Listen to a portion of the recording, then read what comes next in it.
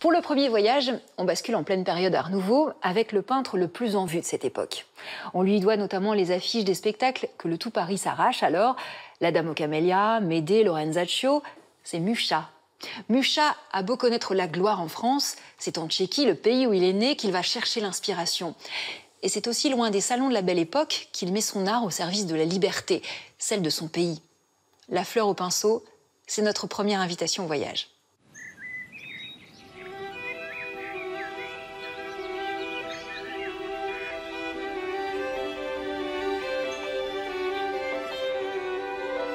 Des forêts à perte de vue, des paysages vallonnés, dont surgissent comme par enchantement des châteaux Renaissance ou baroques.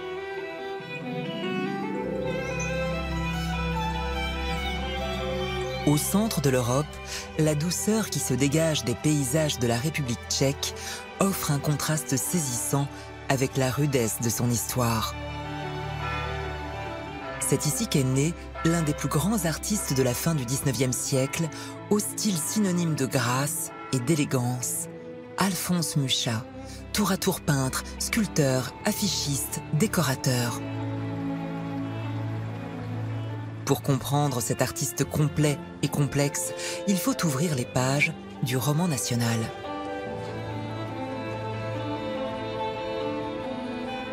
Si Mucha doit sa renommée à ses affiches Art Nouveau, dont il est un acteur majeur à Paris, il tient à ses racines tchèques et œuvre pour l'indépendance de son pays, alors encore rattaché à l'Empire austro-hongrois.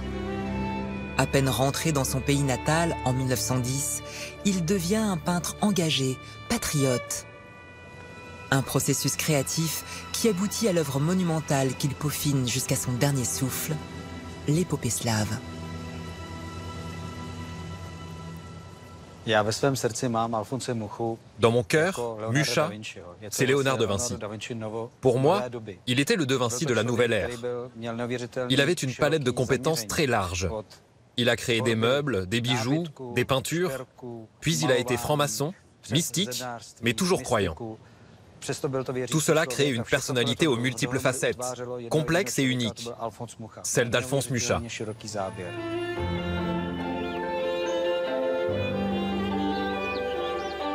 Dans le sud-est de la République tchèque se dévoilent des champs aux multiples nuances de vert et des rivières qui serpentent d'une vallée à l'autre.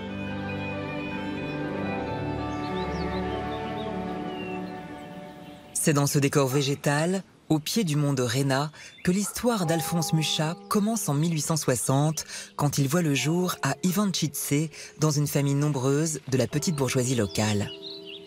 Celui qui va éclore sur la scène picturale parisienne au tournant du XXe siècle, en devenant le maître de l'Art Nouveau, s'est d'abord nourri des paysages de son enfance. Mondialement connues, ces affiches sont le fruit d'une jeunesse champêtre, dans une Moravie attachée à ses traditions et son folklore. Alphonse Mucha avait besoin de puiser son énergie dans la nature. Quand on a trouvé son carnet de croquis, on a vu que quand il dessinait des arbres, il gardait la liste des arbres et même des fleurs dans son cahier. Et quand on l'a ouvert, une fleur est tombée. C'est vraiment magique.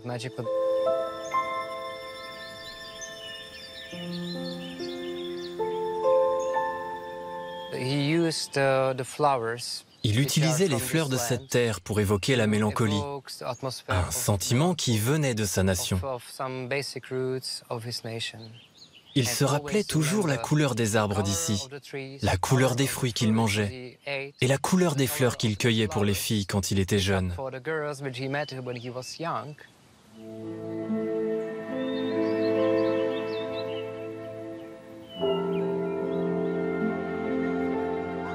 Ce qui fascine aussi le jeune Mucha, c'est l'église de l'Assomption de la Sainte Vierge, dominant la place centrale d'Ivančice.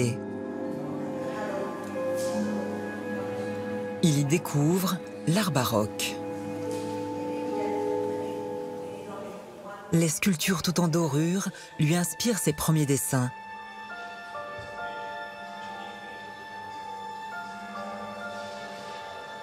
Il reste même un vestige de son passage gravé sur un banc à la manière d'un écolier.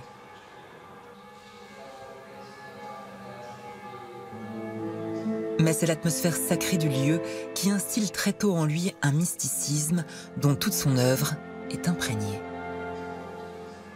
Il était très croyant et allait très souvent dans cette église. Dès l'âge de 8 ans, il a même peint un crucifix à partir de celui qui est à l'intérieur.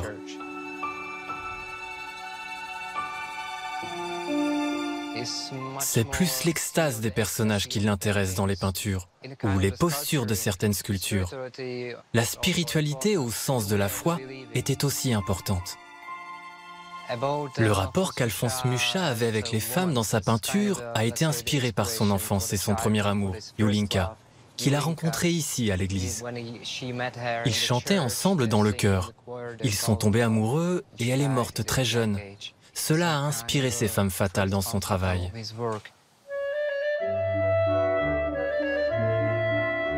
Des femmes fatales qui font de Mucha le chantre de l'Art Nouveau lorsqu'il débarque à Paris en 1887. Son succès, il le doit à Sarah Bernhardt, la star de l'époque surnommée la Divine, qu'il peint pour la pièce Gismonda en 1894. Comme sur la plupart des affiches qu'il crée à l'époque, il y mêle les symboles de sa Moravie natale, qui transforme l'actrice en idole antique, au motif byzantin, car pour lui, cette civilisation était le foyer spirituel de la culture slave. Mais en 1910, en pleine gloire, il décide de retrouver son pays pour soutenir les Tchèques en quête de liberté. Je n'ai pas trouvé de véritable satisfaction dans ce genre de travail. Je vis que mon chemin se trouvait ailleurs, un peu plus haut. Dominé par son imposant château fortifié sur la rivière Vltava, Prague renferme encore les stigmates des soubresauts de l'histoire tchèque qui ont tant marqué Mucha. Flâner dans les ruelles de la vieille ville reste la meilleure façon de découvrir les mystères de celle que l'on surnomme la capitale magique de l'Europe, à la frontière des mondes germaniques et slaves. Quand Mucha s'y installe en 1910, la Renaissance nationale est alors en pleine effervescence et l'artiste veut peser sur la destinée des siens. Alors, quand la Nouvelle République lui propose de participer à la création de la maison municipale, il n'hésite pas un seul instant. C'était l'opportunité pour lui d'exprimer le patriotisme dans lequel était impliqué son pays. Il a proposé de décorer entièrement l'immeuble pour le simple coût du matériel.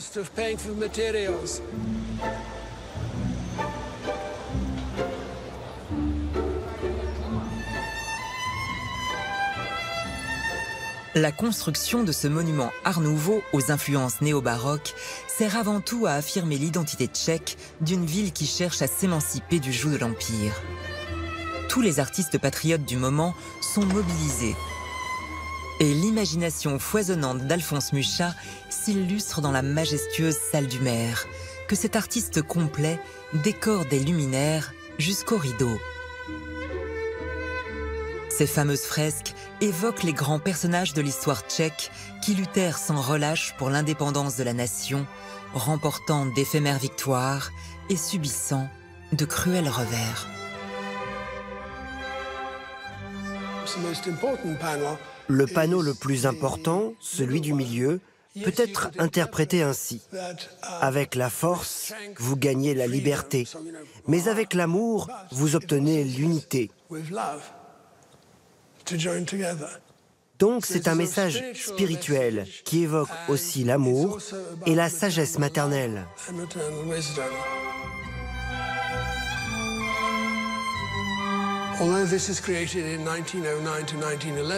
Même si ça a été créé de 1909 à 1911, c'est comme s'il savait déjà à l'époque qu'un jour, ce salon en particulier, jouerait un rôle essentiel dans l'indépendance de son pays, en laquelle il croyait avec passion.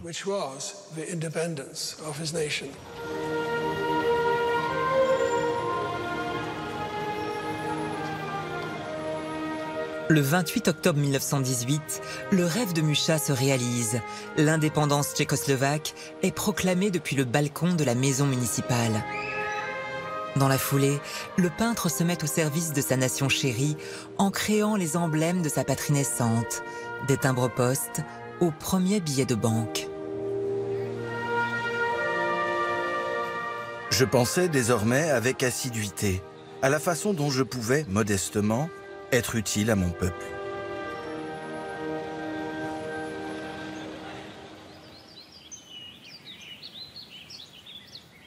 Ce touche-à-tout de génie décide de faire évoluer sa peinture afin qu'elle dégage une humanité qui la rende intemporelle.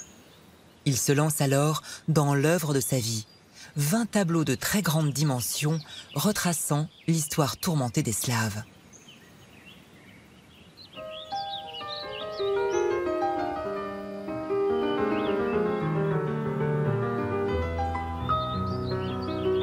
Un travail titanesque pour lequel Mucha s'isole à la campagne, à une 60aine de kilomètres de Prague, au cœur de la forêt de Bohême.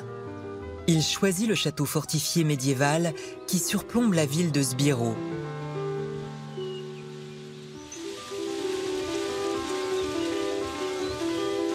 Tel un seigneur, l'artiste s'installe dans ses murs, dont les illustres propriétaires n'étaient autres que les rois de Bohême, puis les Habsbourg, pendant plus de 3 siècles. Avec sa famille, il prend ses quartiers dans la partie la plus ancienne du château. Quand il découvre la salle principale, avec ses hauts plafonds et sa lumière zénithale, il décide d'en faire son atelier. Le château de Sbiro dégage une énergie extraordinaire qui prend sa source dans les brèves de cette roche de jaspe. Mucha était sensible à la spiritualité et au mysticisme. Il a tout de suite senti que cette puissance l'aiderait dans son travail et lui donnerait la force nécessaire pour créer l'épopée slave.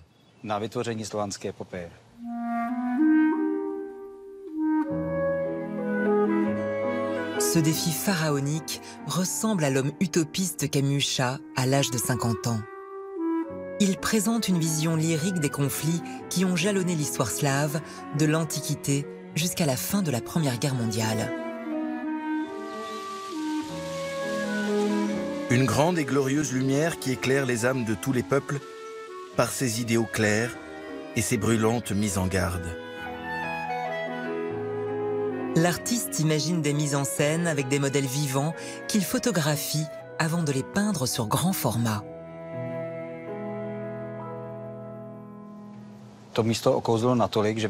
Il a été tellement charmé par la région qu'il a même demandé aux gens du coin de poser comme modèle pour l'épopée slave.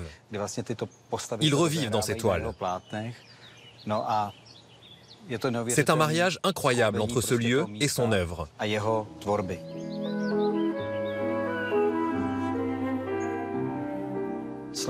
L'épopée slave a été créée pour rassembler tous les peuples slaves, en opposition aux peuples germaniques.